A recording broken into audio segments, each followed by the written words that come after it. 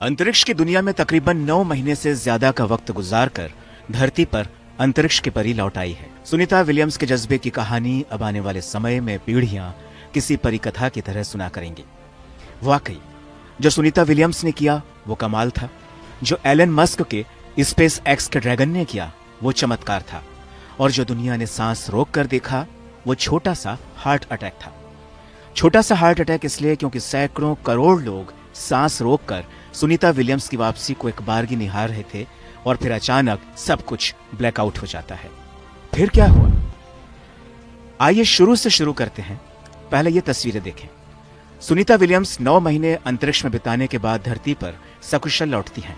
बुधवार की तड़के सुबह स्पेस एक्स का dragon capsule Sunita Williams, Butch Wilmore समेत चारों अंतरिक्ष यात्रियों को लेकर फ्लोरिडा के समुद्र में लैंड करता है। सुनीता विलियम्स और बुच विल्मोर तकरीबन 286 दिन यानी करीब करीब 9 महीने बाद धरती पर लौटते हैं। इस ऐतिहासिक पल को कैमरे के अलावा एक डॉल्फिन भी अपनी आंखों में कैद करती है। वो वहां ड्रैगन कैप्सूल का वेलकम करने के लिए मौजूद रहती है। इसके बाद वहां पहले से मौजूद सेफ्टी टीम रिकवरी शिप के जरिए एक एक कर चारों अंतरिक्ष यात्रियों को यान से बाहर निकालती है। इस दौरान सबसे पहले क्रू 9 मिशन के कैप्टन निक हेग, रूस के अंतरिक्ष यात्री अलेक्जेंडर गोर्बुनोव, सुनीता विलियम्स और आखिर में बुच विल्मर बाहर आते हैं। सुनीता विलियम्स मुस्कुराती हैं और हाथ हिलाकर खुशी का इजहार करती हैं। सुनीता जैसे ही ड्रैगन कैप्सूल से बाहर आती हैं तो उन्हें सीधे स्ट्रेचर पर बिठाया जाता है। मेडिकल इमरजेंसी की वजह से ऐसा किया जाता है।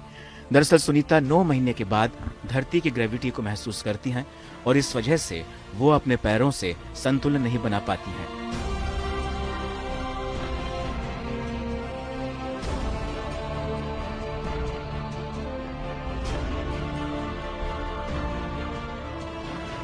तो इस तरह सुनीता विलियम्स एक ऐतिहासिक यात्रा को 17 घंटे पूरा करने के बाद सकुशल धरती पर पूरा करती हैं। लेकिन अब बात करते हैं उस खतरे की, उस चुनौती की जिसने 22 साल पहले दुनिया का दिल तोड़ा था।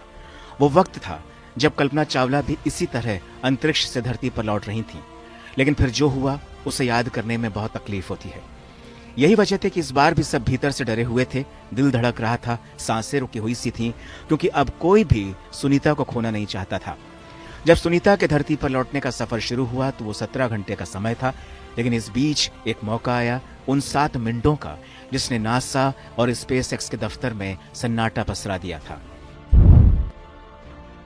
लैंडिंग के पूरे प्रोसेस में सांसें थाम देने वाले 7 मिनट कुछ ऐसे थे जो सबसे ज्यादा चुनौतियों से भरे हुए थे। जैसे ही स्पेसक्राफ्ट ने धरती के वायुमंडल में प्रवेश किया तो उसका तापमान 1900 डिग्री सेल्सियस से भी ज्यादा हो गया। उस दौरान 7 मिनट के लिए कम्युनिकेशन ब्लैकआउट हुआ। उस दौरान नासा के स्पेसक्राफ्ट से पूरी तरह संपर्क टूट गया। स्पेस एक्स के ड्रैगन के साथ उन 7 मिनट तक कोई संपर्क नहीं था। लेकिन फिर 7 मिनट बाद ही बुधवार तड़के लगभग 3:20 पर स्पेसक्राफ्ट से दोबारा से संपर्क बहाल हो जाता है। ब्लैकआउट के ये वो 7 मिनट होते हैं जो किसी भी स्पेसक्राफ्ट के धरती के वायुमंडल में प्रवेश के लिए बहुत अहम होते हैं। दरअसल जब भी कोई स्पेसक्राफ्ट अंतरिक्ष से पृथ्वी के वायुमंडल में प्रवेश करता है तो उसकी रफ्तार लगभग 28,000 किलोमीटर प्रति घंटे की होती है। इस रफ्तार से जब कैप्सूल गुजरता है तो वायुमंडल से रगड़ खाता है और फिर उस घर्षण की वजह से कैप्सूल का तापमान बड़ी तेजी से बढ़ जाता है, जिससे स्पेसक्राफ्ट क्रैश हो जाता है। इस दौरान स्पेसक्राफ्ट का मिशन कंट्रोल से सिग्नल टूट जाता है और यान के साथ किसी भी तरह का फिर कोई संपर्क नहीं होता है। तापमान के अचानक बहुत बढ़ जाने की वजह से ही स्पेसक्राफ्ट के आग के गोले में बदलने की आशंका तेज हो जाती है। 1 फरवरी 2003 को नासा के अंतरिक्ष यान कोलंबिया के साथ इसी दौरान हादसा हुआ था, जब पृथ्वी के वायुमंडल में घुसते ही अंतरिक्ष यान क्रैश हो गया था, जिसमें कल्पना चावला दुर्घटना का शिकार हो गई थी। यही वजह है कि धरती में प्रवेश के समय ये 7 मिनट किसी भी स्पेसक्राफ्ट के लिए बहुत महत्वपूर्ण होते हैं। इस दौरान नासा का स्पेसक्राफ्ट से संपर्क नहीं रहता है।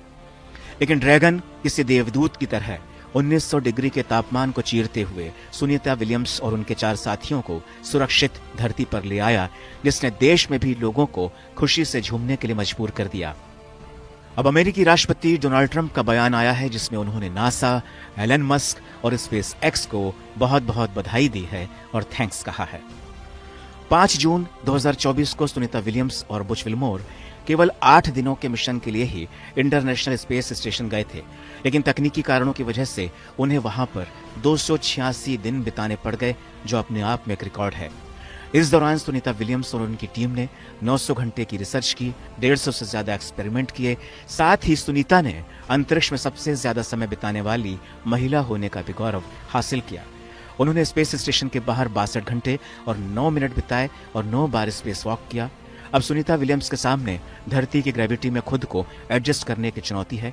साथ ही अपने स्वास्थ्य का उन्हें भरपूर ध्यान रखना होगा, क्योंकि 9 महीने अंतरिक्ष में रहने की वजह से उनकी हड्डियां और मांसपेशियां कमजोर हुई हैं। अंतरिक्ष में तैरने की वजह से पैरों पर ज्यादा दबाव नहीं पड़ता, जिससे पैरों की मजबूती प्रभावित हो जाती है। इसके अलावा लंबे समय तक आईएसएस में रहने से अंतरिक्ष यात्रियों के दिलो दिमाग पर, नींद पर भी असर पड़ता है। साथ ही अंतरिक्ष में कॉस्मिक रेडिएशन से कोई सुरक्षा नहीं होती है। ऐसे में अब सुनीता विलियम्स को अपने स्वास्थ्य को लेकर धरती पर चुनौतियों का सामना करना होगा।